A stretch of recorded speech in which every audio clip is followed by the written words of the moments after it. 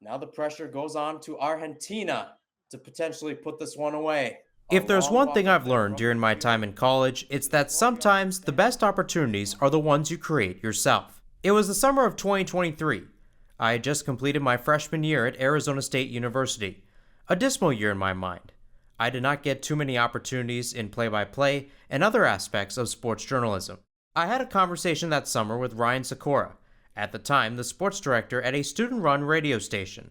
He saw my work ethic, specifically calling games during the 2022 FIFA World Cup on my YouTube page. Puts it right in the back of the net. Argentina are champions of the world.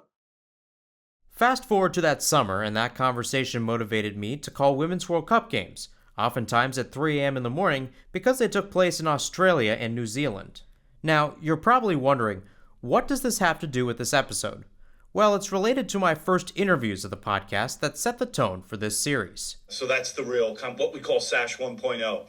We got involved in SASH 2.0. That's Tom McCabe, former president of the Society of American Soccer History, also known as SASH. She was the archive manager at the first Hall of Fame. And my dad was on the board of directors trying to fundraise, just trying to keep the hall afloat. And this is James Brown, current vice president of SASH. They both live in Europe, McCabe in London, Brown in France. Because of availability, I had to return to my late night actions, a morning meeting for them.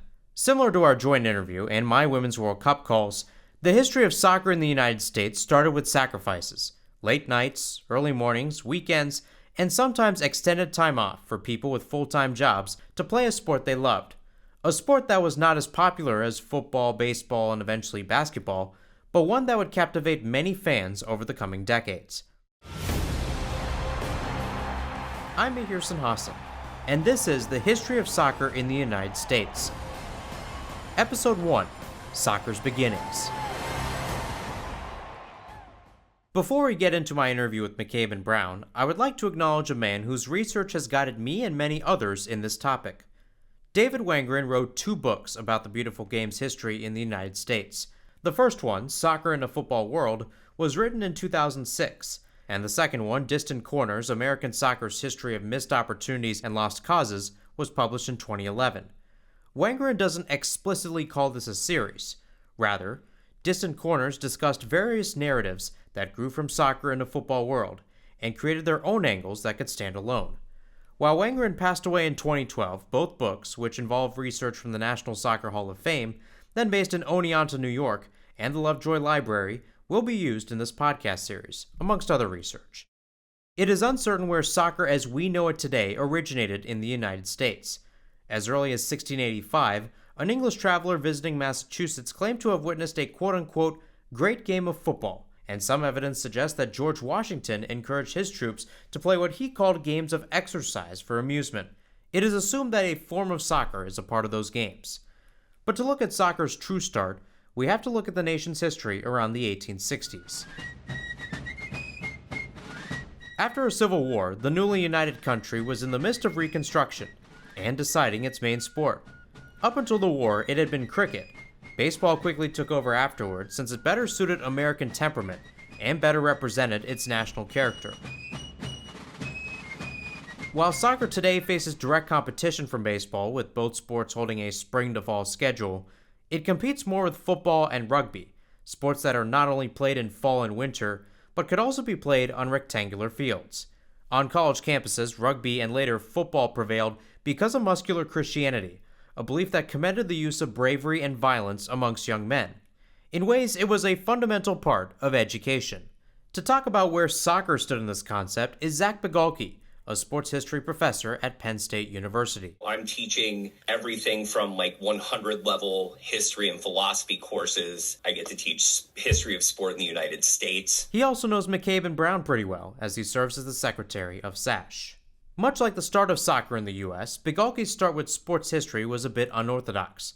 He was in culinary school, moving across the country multiple times to manage kitchens and work in bakeries. While working with the University of Oregon's catering department, he had an inkling to go back to school, interestingly enough as a sports journalist, but ended up going into sports history. I got my bachelor's degree at 33 and then my master's at 35, and then came back for my grad my PhD here at Penn State a couple of years after I finished my master's. And muscular Christianity is a common lesson in his classes. I actually taught about it last week with my students. Oh, really?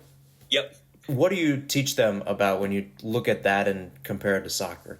So when we talk about muscular Christianity, we're looking at, that ethos translating over that very Victorian era, very Victorian mindset, but comes over, translates very early from the UK into the United States.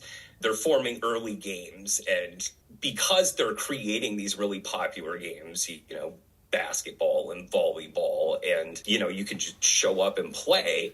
That's not to say soccer certainly had a place in that, sort of pantheon of sports that are being played during that time.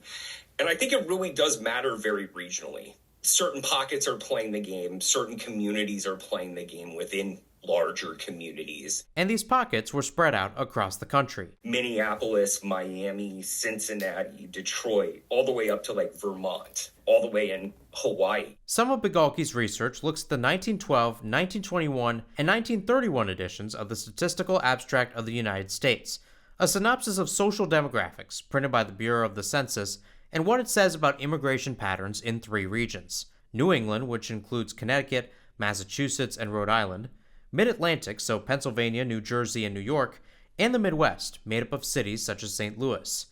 Nationally, about a third of the population were either immigrants or children of immigrants.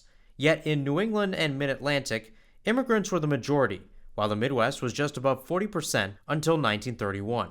Immigrants were the ones to popularize soccer in their communities, but nationally they were part of a culturally disconnected melting pot. And to unite the country, soccer needed a war eagle. Enter Tom Cahill, who often gets called the father of American soccer. McCabe, who discussed Cahill's legacy on his podcast An American Game, said that the St. Louis native was trying to pull up the ladder in his work. He's looking to Americanize the game, right? He wants less of a Scottish or European influence, and let's do it the American way. But doing it the American way meant being brash and possibly insincere, which led to Cahill developing an edgy reputation. He's always willing to fight, and a lot of it is because he wants the power. That willingness to fight was cultivated at a young age.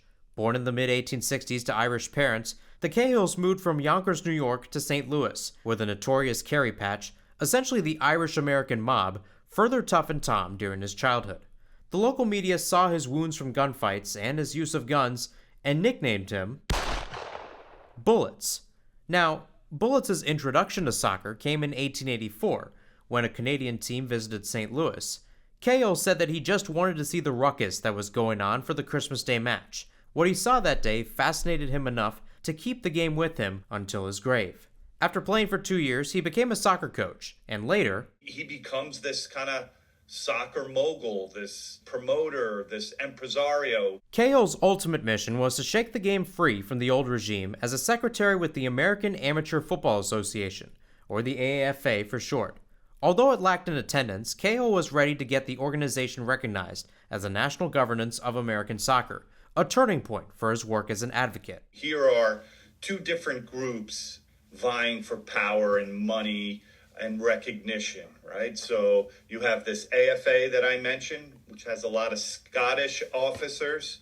Right. And then there was a newer group body that was formed out of the New York State Football Association. And this, I've found, it was a little bit more cosmopolitan, right? They might have had a Scottish guy or 2, but there were Jewish officers, Catholic officers, English, American. So it was, less of a tight-knit, group. You can only have, one national body recognized by FIFA. Thomas Cahill is kind of instrumental in this and pushing the one body, the AAFA, the American Amateur Football Association, to get recognition. In addressing the FIFA Congress during a visit to Stockholm in 1912, Cahill said that soccer was lacking organization. He understood that delaying the AAFA's recognition would be dangerous, but the brash man stood for honesty in this move. In lifting up the game, the league would do missionary work in public schools and other educational institutions, That ultimately helped their efforts. And they renamed themselves the United States Football Association and are official FIFA member in 1913. But there were still loose connections between teams and regions. The solution? Create a tournament that pits teams against one another and officially crowns a nationwide champion. And so, the National Challenge Cup was founded in 1914. It still exists today as the U.S. Open Cup, which featured 96 teams in 2025, from semi-professional sides all the way up to Major League Soccer. 40 teams participated back in 1914, in wintertime. In some parts of the country, the cold weather did not matter, as 3,000 fans attended a match in Pittsburgh. In others, it did. In one instance, a shivering Chicago Tribune reporter said that the match was, quote, a frigid proposition from the tiny-clad kickers, end quote, and that 2 outfield players left to escape turning into icicles. And this would continue until the 1970s, when the competition shifted to its current spring-to-fall format. However, the following season, 82 teams participated, starting with all the teams from the popular National League. The Cup's Midwest expansion continued, with the first entries from Ohio and more from Illinois and Michigan. While Midwest Mecca St. Louis did not join in back then, and no West Coast teams were featured until the 1950s, the seeds were planted to the United States soccer scene that felt more connected. How much would you say that created a national brand of soccer? Up until this point, you have 2 different brands from 2 different backgrounds. They now join together, and now you're having teams and cities from all over the nation playing each other. Yeah, I mean, it definitely helps. It helps to knit together the tapestry that is American soccer history. They tried to be strategic and place, the semifinals and the finals in soccer-loving communities, soccer towns, as we like to say, where you had, hopefully interested parties because their team was playing, but then others just wanted to see a high-level game. Creates like a World Cup in ways. Go ahead, James. The makeup and the origins of all these teams, when you look at Bethlehem Steel, Maccabi Los Angeles, Philadelphia Ukrainians, Sporting Kansas City, Greek American AA. These are all winners of that cup. You look at what American soccer comes from. It comes from immigrants. That was the passion that was brought over from Europe after the Civil War. And that's where things started building up more and more in the post-Civil War Industrial Revolution. And what did they bring with them? Their passion for soccer. So you could see that in this cup, throughout the participants. When many of these teams joined the American Soccer League in 1921, they were ahead of other countries, including stalwarts in today's global game. And it showed during the first FIFA World Cup in 1930, where the team made the semifinals. What those preparations and travel looked like is coming up on the next episode of the History of Soccer in the United States. I'm Mahir Sinhasan.